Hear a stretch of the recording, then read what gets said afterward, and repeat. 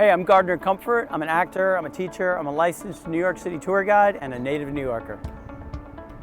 So, we are right here at the World Trade Center, former home, of course, of the iconic 110-story Twin Towers, now replaced with this magnificent #1 World Trade Center, tallest building in the Western Hemisphere.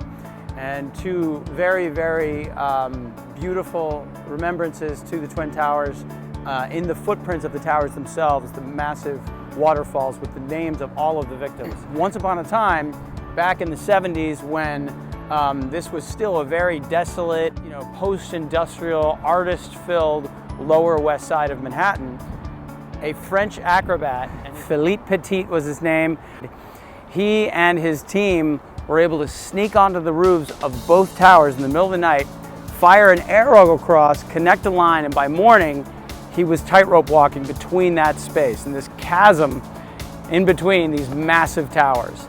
People going to work in the morning were looking up, hey, what's this? Oh my God! It was incredible. And the cops were up there trying to grab him. He wouldn't let them take him, and they finally took him in. And he was this charismatic French guy. So they basically said, look, all right, don't do it again. You exposed some major lapses in our security, so we won't arrest you if you performed for the citizens of New York. And of course he was like, of course! And one last bit about that story that's kind of interesting is that I grew up in a loft in Tribeca, just north of where we are now.